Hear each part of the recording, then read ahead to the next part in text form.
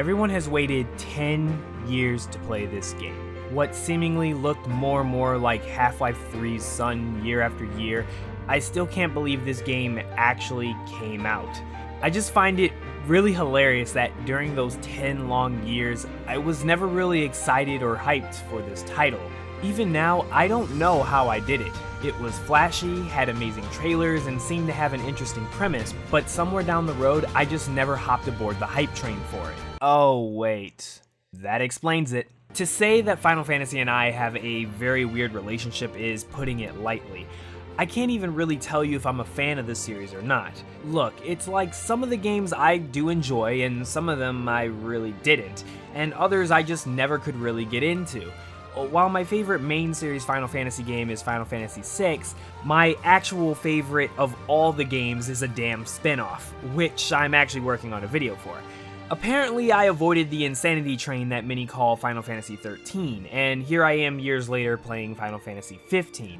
So, I have this very weird perspective on the game that may apply to a very small selective amount of you who are currently watching. For the first time ever, I can't say I recommend nor not recommend this title. I'm just gonna leave a dash here because even after playing this game and reviewing all of my footage, I've only come up with one conclusion for this game. Final Fantasy XV is a complicated mess of contradictions, yet it is with those contradictions it forges its own weird sort of charm. It's hard for me to make a recommendation for this game because I'm still trying to figure out if I really like this game myself. Now that I have you more confused than you were before clicking this review, let me dive deeper and explain why I feel uncertainty for this game. Also, I want to make it perfectly clear that I will not be spoiling anything major for the rest of this review. Final Fantasy XV is the newest entry into a series that has been a part of gaming since its infancy, but it's been on a sort of rocky road for the past couple of years. Overall, Final Fantasy has been dealing with a sort of identity crisis, and this new game is evident of it as the overall experience feels like it tries its best to cater to every type of player instead of one specifically. It makes Final Fantasy XV become this sort of jack of all trades but a master of none in a lot of areas of the game. Camaraderie is the heart of Final Fantasy XV's experience, and even when it falters, its band of brothers is one of the few things that remain consistent throughout the entire experience.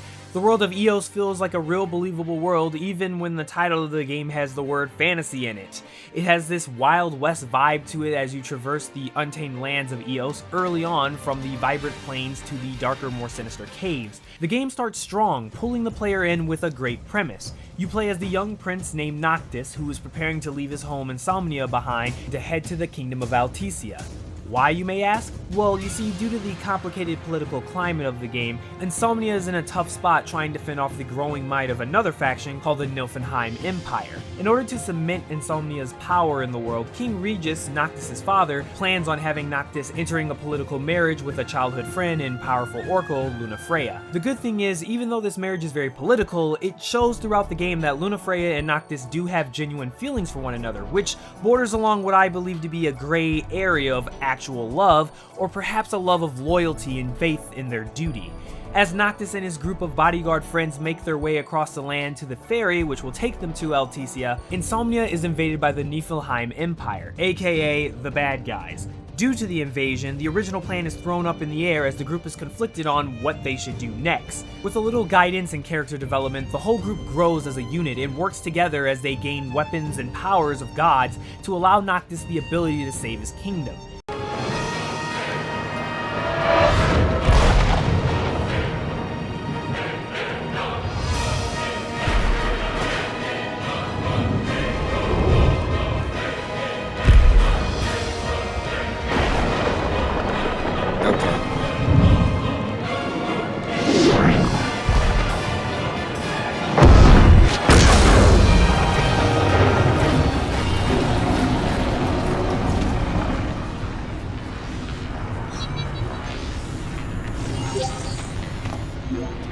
I'm sure we have all heard this setup multiple times through different mediums, and even the characters who are close to Noctis will feel very familiar, if not stereotypical as well. While Gladios, Ignis, and Prompto are built off of these generic stereotypes that we've seen time and time again, they grow into stronger individual characters through well-done character development throughout the game.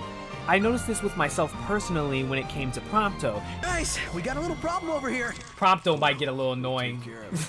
I got a feeling this man gonna annoy the living. Oh shit! Yeah, I think I'm gonna like this broadsword. This broadsword's hella nice. No, this man did not just do that. This man, Prompto, seriously just sang the Final Fantasy theme, victory theme, dog. Self-aware. Did he just break the fourth wall? As in the first couple of hours, I really hated Prompto and found him overly annoying, but as the story went on, I actually became attached and began to actually care about him. If I could pick any one of them, I would have to say I really enjoyed Ignis the most, and his character development was the most interesting to watch. The game's main story has been said to take a person around 20 to 30 hours to complete, but I was actually able to beat the main quest in just over 19 hours to many people's surprise. This Final Fantasy is a lot shorter than the others, and while there is a ton of additional side content that you can do, it's not all that fun to play through, which I'll mention more in detail later. My biggest issue with Final Fantasy 15's story is that it feels fragmented. The storyline seems to suffer from missing character details and inconsistencies in the tone of the game due to its horrible pacing. I noticed this almost immediately only 30 minutes into the game with the invasion of Insomnia.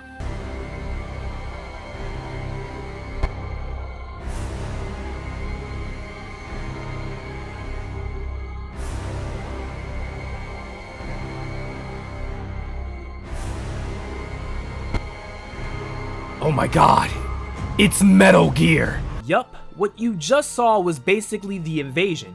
A CGI cutscene with no voice and no explanation on what the fuck is going on. You have no clue who the hell these people are or what the hell that thing is. Whose man's is this? And after beating the game, I still didn't know who the hell this guy was. After seeing this, I did some research and found that these wonderful looking CGI cutscenes are actually a supercut from the CGI movie that came out a bit before the game. Okay, so you might be asking, well, how can I watch it? Well, shit. This is one of the bigger things that upsets me about Final Fantasy XV's story. The invasion is a key plot point for the game, which should set up the motivations as well as explain the fundamentals of storytelling through who, what, when, where, and why, but they are completely absent in the first hour of this game. I went into Final Fantasy 15 completely blind. I didn't watch any extra media because I wanted to have fresh eyes when looking at the product itself. Now, I know some will say, well, why didn't you just watch the movie? Well, considering, one, it's separate from the game I'm reviewing, and more importantly, why isn't this damn CGI movie just in the game so players can watch it is beyond me. God, Square Enix, if you're going to fragment your story, at least make a little warning or suggestion at the start of the game before playing. While some reviewers will try to defend this BS and tell you it's optional, I personally disagree watching the movie after I beat the game. You absolutely need to watch the Kingsglaive film, and if you're really feeling weebish, you might as well just watch the Brotherhood's anime series as well, just so you can have at least a lick of better understanding of the bigger picture of the story in Final Fantasy 15. These pieces of media don't only help you understand the lore of the world better than the game itself, but it's key in order to understand the motivations behind the Empire beyond the basic, oh, they're bad guys, they attacked us, we need to fight back nonsense that the game tells you. And the funny thing is, I still can't understand how tons of reviewers have brought this up and said that it's not a problem, but I'm willing to bet that most of them had an issue with Destiny's lack of story lore being locked away online through a different form of media via a website. It's really hypocrisy at its finest. You're often left scratching your head at the motives of key characters, as many of their decisions and actions just seem incomprehensible. Add on top of that the horrible pacing and tone for the game, and Final Fantasy 15 feels like a game that doesn't know if it's telling a story about brotherhood or a story of revenge. Like, damn, it's like I'm trying to figure out if I'm playing Naruto Friendship Edition or the Sasuke Revenge version. A lot of the real development in the plot always seems an arm's reach away, only being barely mentioned or referenced at later parts in the story. The game's early points lack a sense of urgency for the player, as the story makes it seem like the group is in a rush to save their kingdom, but it has you running around doing mundane quests and fun bonding activities. Yet, after hours of what seems like running around in circles, things start to pick up in the introduction of the villain's motives, and at one point a twist that could have created a huge opportunity to create a great plot twist explaining the villain.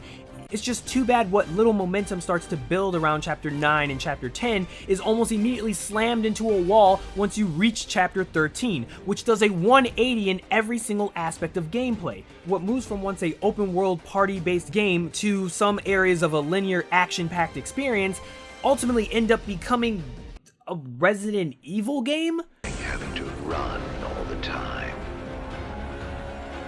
That magic is a royal disappointment.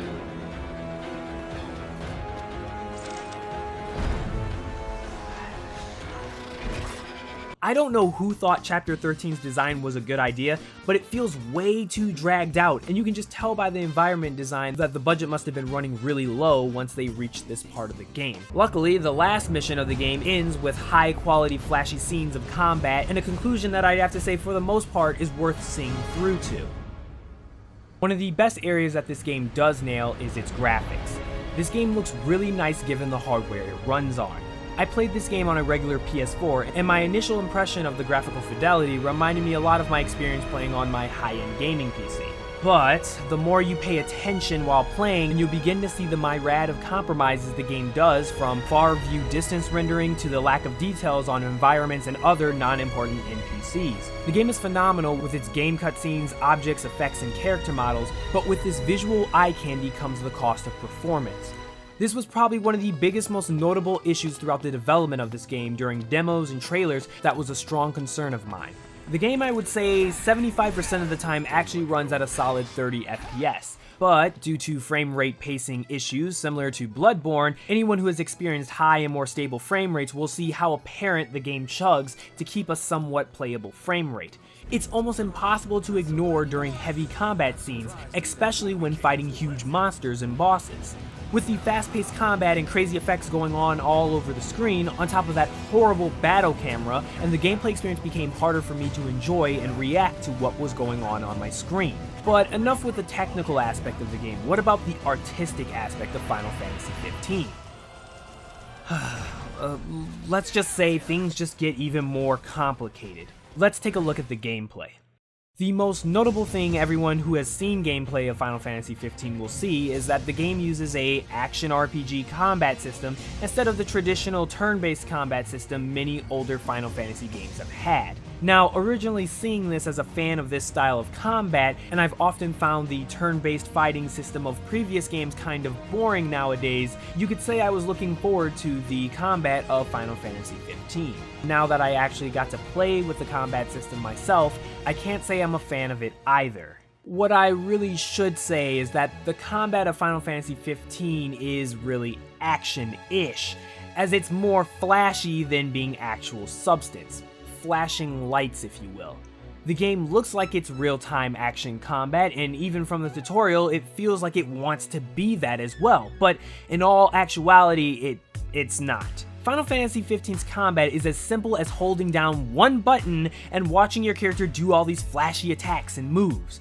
You can move around using your thumbstick to have Noctis move around the target while attacking as you try to hit a target from different angles. The farthest this melee combat system goes is trying to hit your target from behind, which can cause critical damage and even tag in one of Noctis' friends to do a Link Strike combo with, dealing bonus damage. Now, I like this link system due to how flashy it is and the detail and personality of each of your friends in your band, as they have their own personality through their animations and how they interact with Noctis during a fight. Not yet. I've got a plan. Whoa, what the fuck? Why is he grabbing me? Oh, that was cool! It's cool to see their combat banter and how elegant it flows, but it isn't as much fun to actually play. It's a very shallow combat system when compared to action games, and I know that it's not really fair because this is, first and foremost, an RPG, not an action game with multiple attack inputs and combos, but even comparing it to other recently released action RPGs, and you can see blatant issues with this system. I believe the best example to show this issue is to look at some of the boss fights. The Titan boss fight ended up being a shallow, quick-time event to beat, which seemed to build up to this ultimate fight against a huge creature, ends up ultimately being just a stupid, simple, shallow, quick-time event in order to beat him.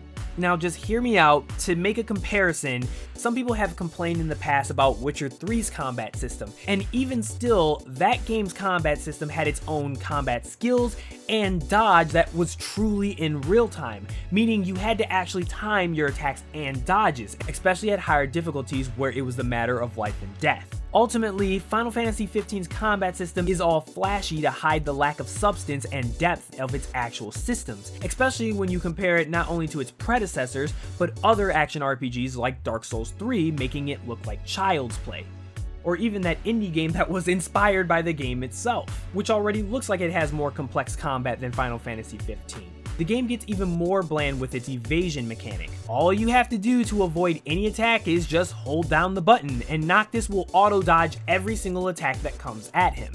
Now I know some of you will bring up that dodging uses up MP, but the amount of MP used when dodging is so low that you barely feel any consequence to spam it, even when the game tries to scare you away from doing so through the stasis mode. But again, why does this matter when Noctis can just warp jump to a safe location and almost immediately regain all of his MP? I hate to say it, but the combat just feels mediocre at best for me. Press a button to dodge nearly everything is not skillful, and it doesn't bring any sort of tactical depth to the game at all. Bare minimum you can do in this game that somewhat resembles the concept of comboing your attacks would be changing your weapons on the fly, but even still, that's still only on a very basic level that it doesn't bring much to the tactical depth of the game. It's because of this simplicity that it took me a while to pinpoint exactly why I was having issues with the combat early on. Then, after I took some time off and I was watching some other action RPG games, I figured out exactly what it was: telegraphing attacks. Many of the mobs in Final Fantasy lack a strong visual cue that they're about to attack. And while yes, there are some prompts that do show up telling you to hold the block button, allowing you to avoid damage and parry, it's not always 100% consistent, and furthermore, some mobs have a fast attack speed. Combine that with a group of mobs that you're fighting at the same time, and you end up feeling cheated by the AI rather than being outplayed. Oh my... I can't move. I can't see. I think Dark Souls is a perfect comparison to see exactly what I'm talking about. See, not only the animation, but the visual cues that let me know that my enemy is about to attack me. Take a look at this and see not only the animation, but the visual cues that let me know that the enemy is about to attack me, and compare it to Final Fantasy XV's. And that doesn't even cover how your AI often leave you embarrassed to call them friends due to their lack of tactical awareness and self-sufficiency. It feels like party members' dodging abilities are directly linked to their levels and the level of the mob attacking them. A lot of time you'll just see them just standing there and letting the enemy beat up on them without any conservation of their own life. Why didn't you dodge?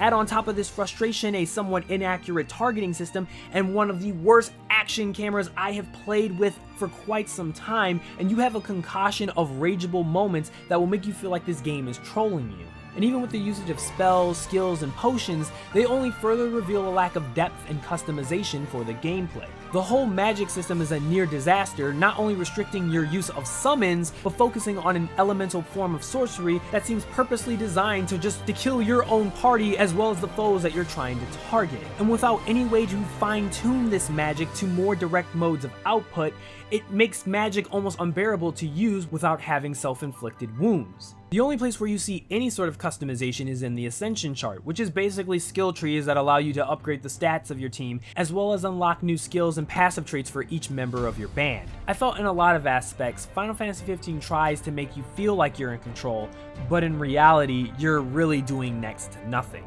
Let's move on to the biggest aspect of the world, the open aspect of it. So this time they decided to make a game that was for the most part open world.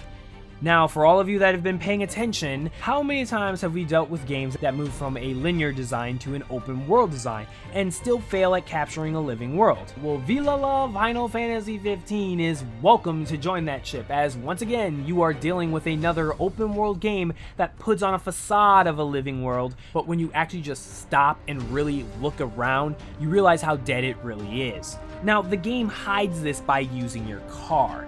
A feature at first that I was very fond of until you just stop and really, again, look around. After the first hour, you'll find that you spend a lot of time driving, and even that is controlled by either Ignis or if you want to manually control the car. Oh, good luck with that, as it's actually on rails. The addition of a car at first seemed like a great idea that helped improve character development and interaction between everyone in the car, but unless you're actually doing a main quest, what you'll actually find here is a lot of this.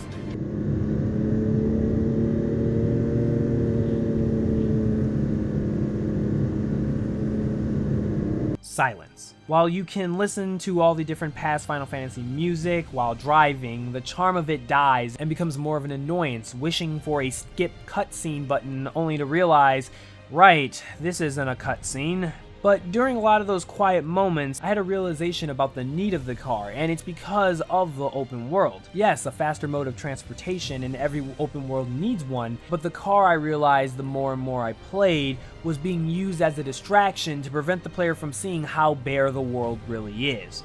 By controlling what areas you will see and drive past, the player is never concerned about what is actually between them and the quest location, only what happens at the destination. Yes, there's a ton of smaller side quests and hunts, which gives you more to do outside of your main quest. You can complete these just for the sake of grinding extra experience points and cash, with missions as lame as catching frogs to multi-step tasks that send you off beaten paths into forests or caves. It's just too bad that all these side quests are just simple fetch quests with no stake in the main story or do anything for you outside of just giving you a way to grind. I mean, seriously, like collecting frogs, are you serious? After playing other RPGs with more exciting and story-driven side quests, 15s are just so shockingly dull and uncreative that I did my best to avoid these side quests the best that I could. After the initial appeal of the open world in the first 10 hours, Final Fantasy XV feels practically on rails, always controlling some form of your inputs throughout the game. Story elements feel fragmented in the grand scheme of things, plot twists happen without proper explanation, and my entire playtime experience left me with this sense of ambiguity on whether I really enjoyed this game. It's really a very complicated mess where I feel that the band of brothers is just one of the few things that stay consistent throughout most of the game and does its best to keep all the other elements of the game glued together through it all. There are parts of this game that are well designed, like its graphics, characters, and animations, as well as memorable set pieces, but at the same time, my experience was always held back by other parts having bizarre game design, poorly implemented subsystems like stealth, on-rail driving sections, unreliable camera, simplistic magic system, and biggest of all for just a Final Fantasy game, a poorly paced story. As I said before, this is one strange game, just like my very complex relationship with the Final Fantasy series. So I could see how for some of the more hardcore fans of the series to end up really loving Final Fantasy 15. But I can also see others who aren't too fond of the series may end up not liking this game at all, or may actually end up loving it. It just really seems that every person's reaction to this game is different and unique from one another, and I really feel like that's what makes it a Final Fantasy game. Almost every single Final Fantasy tends to have this sort of effect on every person who plays it. It's beautiful chaos of fascinating, bold, yet untidy and often flawed direction for a Final Fantasy that any person can see still has heart and ambition thrown into it. I believe Final Fantasy XV taps into a fundamental journey of humanity, brotherhood, and faith that shines bright through its many pitfalls. While it may not have ended up being really a game that I necessarily really loved or enjoyed, I'm open to understand that it may have been the game others grew up 10 years waiting for.